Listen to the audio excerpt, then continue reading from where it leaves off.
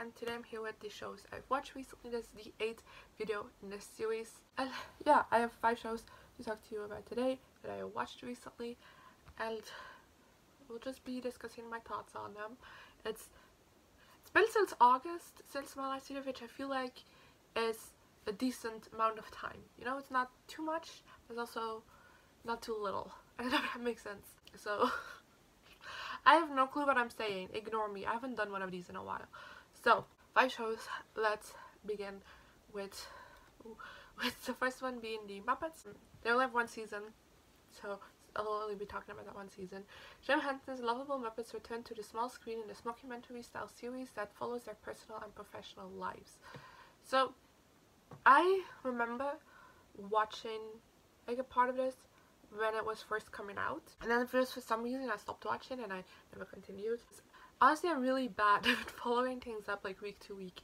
So yeah, in September we got Disney Plus in my country, and I got overwhelmed by everything that was on the site that I wanted to watch. So I picked the Muppets as a first go because it's a season long, so it's not that long, and you know, I was curious and like what else happened within the season. And I don't know, I think it is a fun show, and I kind of wish it would have lasted a little bit longer, because I feel like just with this 1 season it feels incomplete, because it is. Because like the last episode, the finale episodes, ends on a bit of like, ends on like questions, not necessarily like a cliffhanger, but also like it's not done. You can definitely tell that the intention was to have more seasons, but that never happened. But overall, I really liked what they did with the show. I feel like they managed to capture the spirit of the Muppets, but also make it a little bit more adult. It's still very watchable for the entire family, but just like the themes in it are more adult, like getting into relationships and like work and like work-life, like work and private balance. All of that is just like more adult themes, but like still accessible for the whole family, if you know what I mean. I really liked it, and I kind of wish there was more of it, but we'll just be with this, I guess. Then the next show I watched is Sonny With A Chance, which has 2 seasons. Sonny, a talented Midwestern girl, has won a nationwide talent search to move to Los Angeles and star in a popular television series. Sonny's home and work life is documented along with her adjustment to life in the spotlight. So Sonny With A Chance is one of the shows I grew up with, and one of my favorite YouTubers is Kate Loves Disney, who is a YouTuber who does videos about the Disney Channel. Around the time when I started watching the show, like right before it, she did a couple of videos about like Disney ships and stuff like that, and she talked about Sonny and Chad. And then I had to watch the entire show again because I was filled with the nostalgia and I wanted to watch it again, and I don't regret it at all. I feel like Sonny With A Chance, even though like sometimes it does have a little bit of like immature humor in it, it does have that moments, but like overall it held up really well. Like I still laughed a lot during the show. I was very invested in the characters and in like the storylines. I was also surprised to see like how many storylines there are with like the side characters, because I mainly only remember like the Sonny and Chad storylines, but there's definitely a lot going on with the other characters as well. And of course, Sonny and Chad is like the best chip to ever come on our Disney Channel. Maybe not, but I do definitely, it's one of the first ships I like, really hardcore like ships, and formed the rest of my life. It's like Falling for the Falls is like something else. It's a 2-parter, but that, I just so vividly remember Falling for the Falls, like seeing that for the first time, and just be like, and like, my heart, like my very young chipper brain was just like blown when that happened. It's just like, oh my god, yes. I don't know. And I also just love all the side characters, and I just feel like the cast has like very great chemistry, and like you can very easily see that on screen. I love Sonny With A Chance, and I highly recommend people go rewatch it if you haven't yet, because it's great. And yeah, let's move on to the next show I watched, which is Modern Family. I watched all the seasons, so all 11. 3 different but related families face trials and tribulations in their own uniquely comedic ways. I got addicted to this show so badly during the summer because, yeah, it got added to like Belgium Netflix, and I'd heard some things from Modern Family before, but like never really knew anyone really who watched it, but like I just heard things about it on the internet. And I was just like, why not? This is not anything you typically watch, but like, why not? And I got addicted. I got addicted so badly that it took a little break when Disney Plus launched in my country, but like I very quickly got back into it, and oh my god, I love it. And I feel like it managed to not get stale after 11 seasons. Like, you might know, I also really like The Big Bang Theory. It's not like my amongst my favorite shows, but I like watching it. I'm one of those few people who actually enjoy watching it. And I feel like they definitely got stale towards the ending, and like got a lot of storylines that repeated itself. But Modern Family didn't have that for me. It always felt fresh, and even if they did a storyline that they've done before, they switched it to a different character and made it like very unique to that character.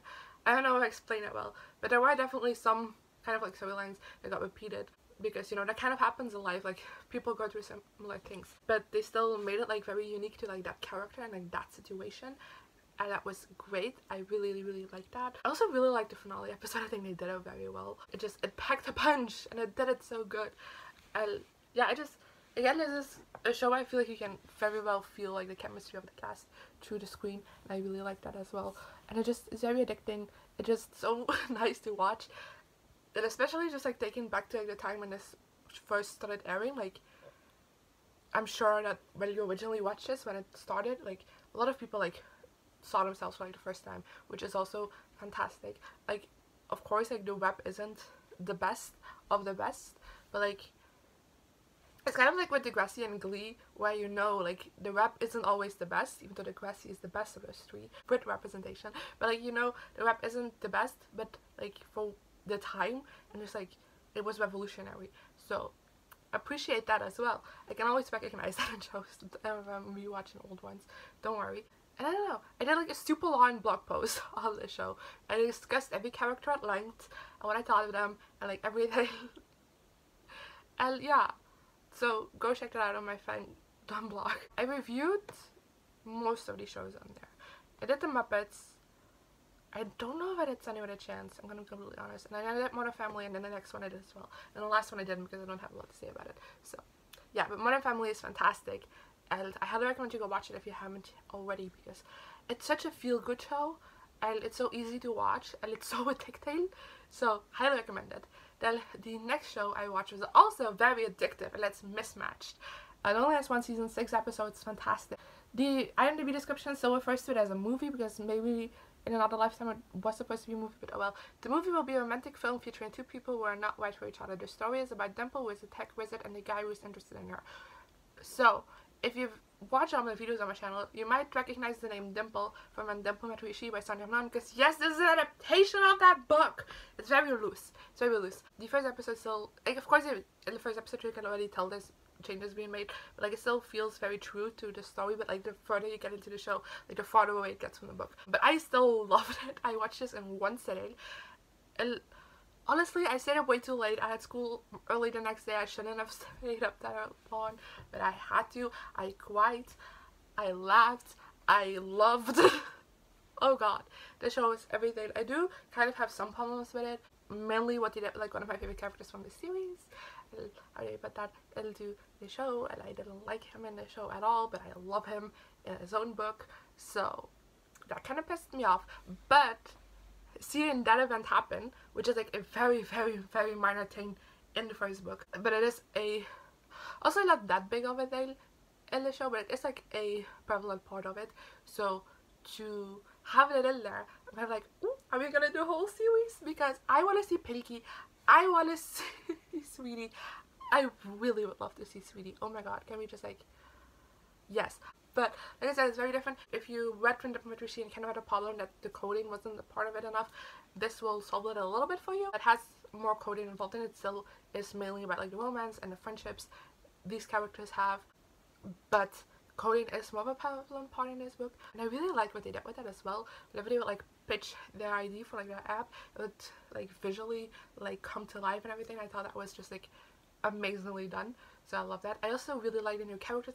I mean, there are some characters in it that you're meant to hate, but like overall, I quite liked the new characters that were added for the story. And also recently I've just accidentally been coming across these shows that like each episodes go through a different perspective, and I've been loving that, and this show is also one of those. So that's fantastic. And yeah, the finale, if you watch the show, please comment down below because I need to talk about that last episode, because damn, it's something, you know, I'm rooting for them playing with she throughout the entire thing, but it's something that I like saw coming. Like the last scene, I saw something like that coming the entire show, but it's like it's not gonna happen this season because like they're not really doing anything with these characters together, but then like they did it anyway, and I'm like, I don't know if I need to be excited or be like, oh, you should have developed this more, but I'm still excited anyway. And yeah, that's all I'm gonna leave it at because I don't want to get this into spoilers, but I definitely could discuss that last episode in detailed spoilers if you wanted me to, because I have thoughts. I have many thoughts, and I hate the fact that no one has watched this show.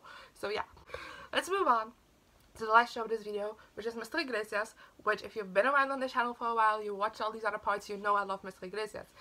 The third season came out. Let's give you the quick synopsis. A good-natured high school teacher working on his alma mater works with gifted but misfit and disinterested students. So this is why I said I don't have a blog post for it, because I don't have a lot to say about it. And that's because I thought this season wasn't great. It was only 5 episodes long, which is nothing, but also at the same time Mismatched was 6 episodes long, and I love that. So, but I feel like this show, like each season, is just getting less and less episodes and also less and less quality. I didn't enjoy this season at much. I feel like they very much deviated from like the messages they were trying to tell. Like in the first episode, it starts off with Mr. Iglesias getting tablets for his students to kind of like level out the playing field, but the school ends up getting enough tablets for his whole class, so he has to like make a decision about what's the right thing to do. I thought, great, this is going to be a great episode about like how a lot of kids are disadvantaged in school because they don't have internet access, or they don't have access to like a computer or anything like that because they don't have the money. That's gonna be great. We're going back to the roots. And then it just became an episode about how teens are too dependent on technology, and how that isn't good for teens. I'm like, okay, great, it's a great schedule to have as well, but that's not what we started off with. Your conclusion is tablets bad when you started off the show with the problem of like, hey, not every student is equal. Is given equal opportunities, and we should level out that playing field, and then you end up with tablets bad, technology bad. I hated that so much. And I also just feel like the rest of the season does the same thing, where it tries to say something profound and then ends up just like completely missing the boat. And I don't know, I also felt like, I don't know, it was weak. I felt like the season was so weak, and I can't tell you much what was going on in it. And I didn't laugh a lot. I didn't really feel the same attachment. I didn't feel the same attachment to the characters that I felt in the first and second season. And just, I was very disappointed by this season. That's it for this video. If you watch any of these shows, let me know in the comments below what you thought of them. So also show recommendations, because I always love to get recommendations. And yeah, I guess I'll see you guys next time. Good. Here I am again, the same old situation. What does the